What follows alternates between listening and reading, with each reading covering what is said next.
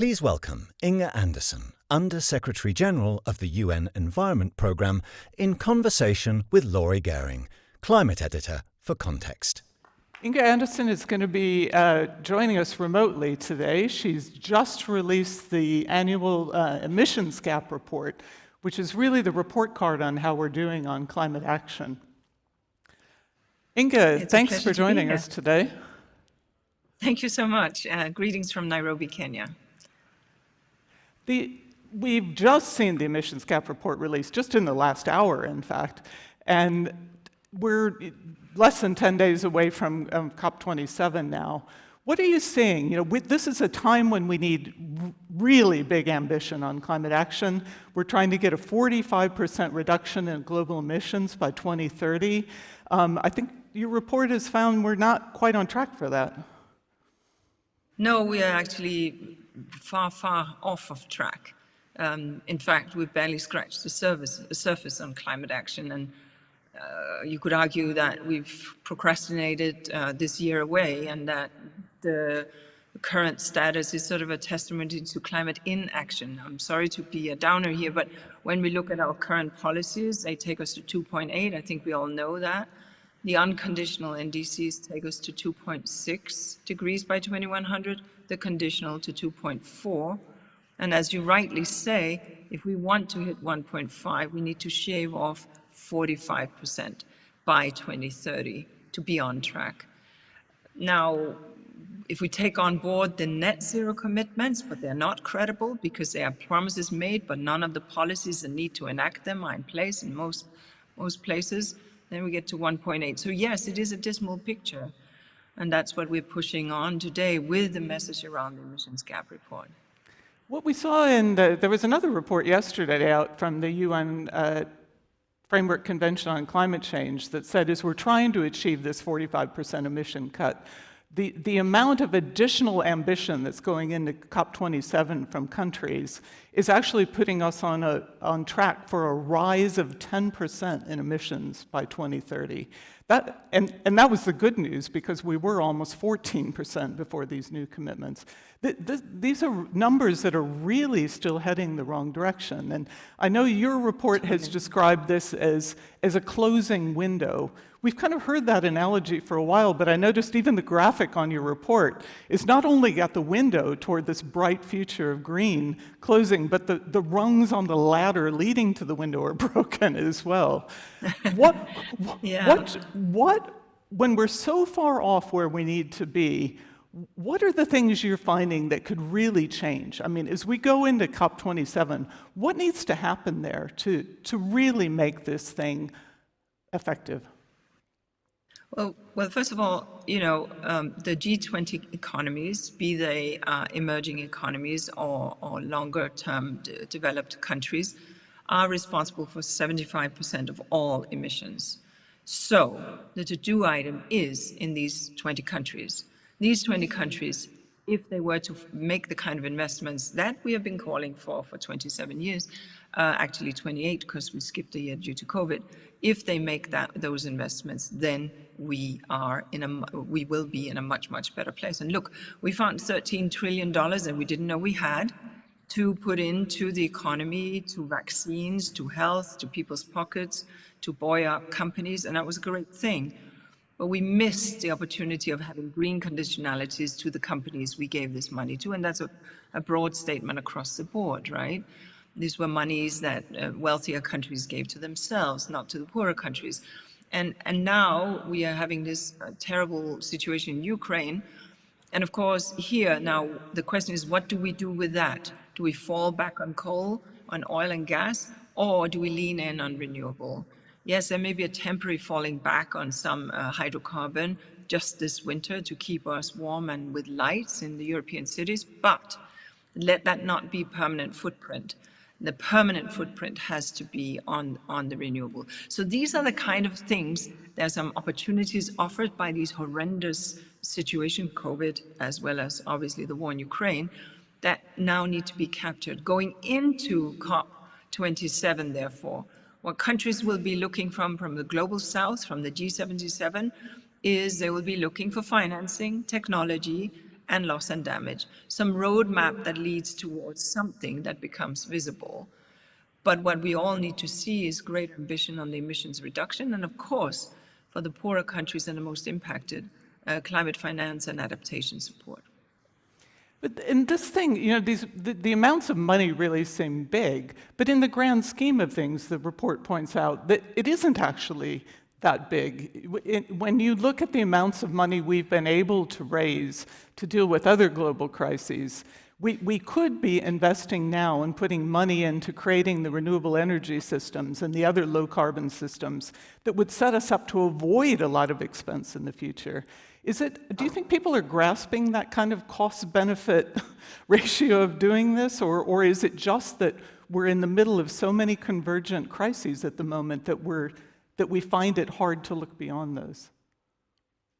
I think, yes, we are dealing with these converging crises, and I think that we have a short-termism that allows politicians to or enables or facilitates or encourages politicians to think about my election cycle, and therefore very, very much short-term. And that is a real issue and a real challenge. But at the same time, I think we have understood, I hope, that we're beginning to understand that crises are going to be the new normal. I mean, pandemics, we didn't think so. UNEP had warned of a serious pandemics back in 2016, but that's besides the point. Obviously, who thought we would have another war? There will be crises. It's just the nature of the planet on which we live and the complexity with which we exist. So we have to understand that we can't take our eyes on the longer term to deal with the sort of what appears to be immediate. And yes, you're right.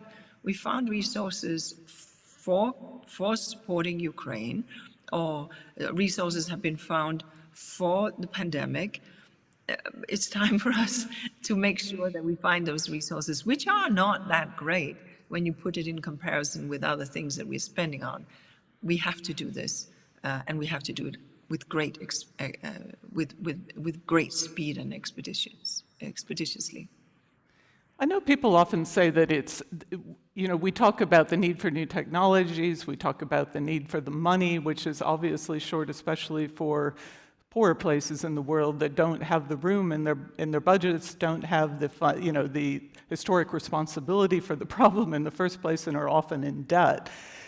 It really comes down to political will, doesn't it? It's the deciding that this is the thing we're going to act on first. How do you see that playing out at COP27? This is a moment of a lot of geopolitical tension and difficulties getting people to come together to deal with global problems. How do you think this can move forward? What does your report say about the way? Well, the report highlights a number of areas that are really, obvious, low-hanging fruit, and to every country's benefit, and to citizens' benefits too, right? A number of sectors. The electricity sector, the report says, look, today, 42% of our energy-related emissions are from electric power. Okay, but listen, as we're seeing that renewable are just dropping by a very fast speed in terms of the cost, and as we can see that there are sunset sectors in the hydrocarbon world, obviously investing in this is great for price fluctuation, flattening of that. Obviously investing in that is great for jobs, for a new climate economy, a new energy economy. And so that's an investment that we just need to get on with.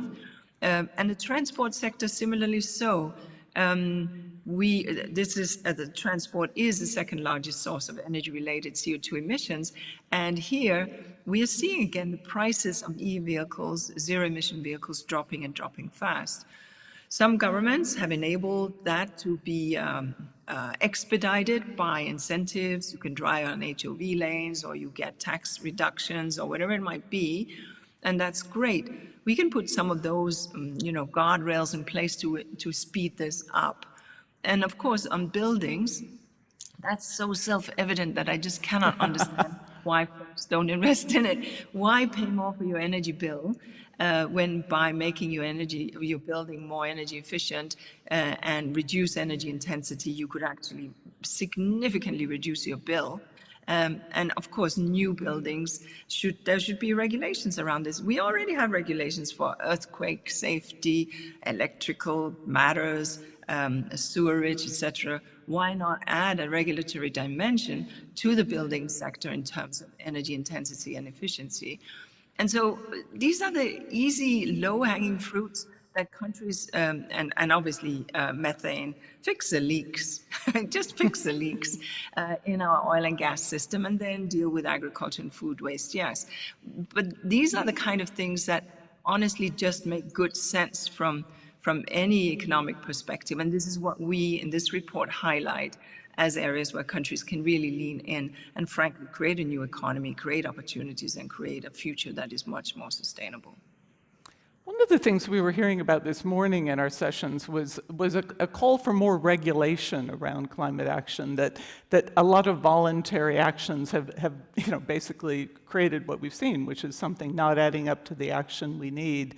There was also a call here about fossil fuels being too many lobbyists still having control of policy, being very active in the debates.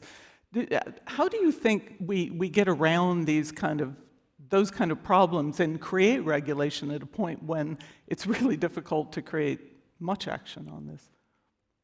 I mean, there are things, I think, different government, and I deal with 193, right? So different levers are available to different countries. But I think that where you have jurisdictions, whether it be state-based or federal-based or small economy or small island states, that set in place some degree of regulations, well, then the market sort of just simply follows. Other places you've set incentives in place that can also be a great mover in shifting behavior and shifting investments and shifting.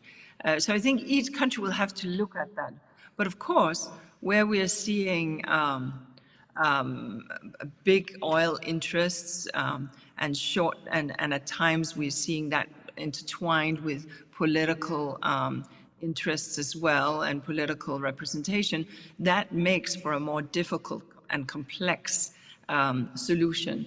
But maybe it's time then to ensure that people have the information, because after all, we want to make sure that our future is, and that for our children and children's children is better. And we have a number of levers in our hands, including how we choose to vote. And I often say that climate change is not a left and right issue.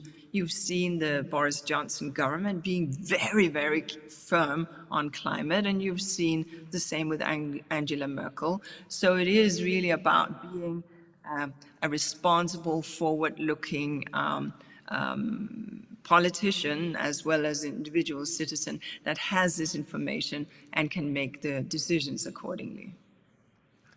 You're based in Nairobi, and which is pretty close to where this drought crisis in the Horn of Africa that we've been talking about this morning is going on.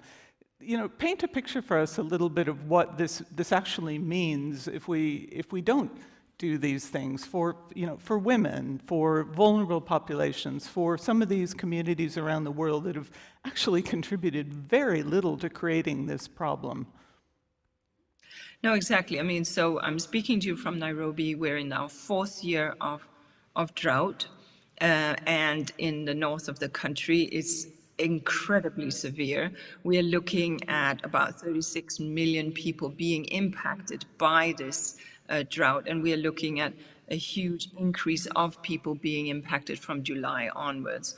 We have two in my country here in Kenya. We have two sort of rainy seasons. The early rains, the short rains, and the longer rains, and both of these have been missed consistently in the last years.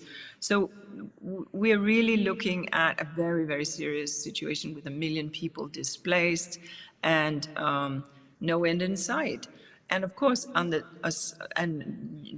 those who are participating may recall that there was a locust just last year. So harvests were impacted where it even did grow. So it's sort of nearly biblical proportions of what we are living here, right? And obviously that is a dimension also, if you look next door to Somalia, that becomes very difficult in a conflict that is already a crisis-impacted conflict and a fragile state, then to create normalcy when the very carpet is pulled from under folks' feet. So it is a dire situation, and obviously women are impacted significantly. Men will often be the ones first to move to the cities to find jobs, and many times leaving behind women and kids to care for and to try to eke out a living however they can, or at times also having to migrate and engage in sectors that are high risk. And so it's a very complex situation that we're living, and one that will be reflected right back into COP27 in many ways, whether it's Pakistan or it's the Horn of Africa, in terms of the conversations around loss and damage. So what do you want to see at COP27 that, in a real sense, that would wedge open that window and give you a sense that we might be widening it rather than letting it come ever closer to slamming shut? Look, I mean, I was really happy to see the Inflation Reduction Act passed in the US. Would I have liked to see more money in that bucket? Of course I would. But look, that one is a significant check, and that's a good first step. We need to see more of that. But our report bears out that this actually, if we assume that this money will be spent as it is indicated, and we've modeled that in the report, it shaves off 1 gigaton of the projected emissions. And that's that's a significant issue, right?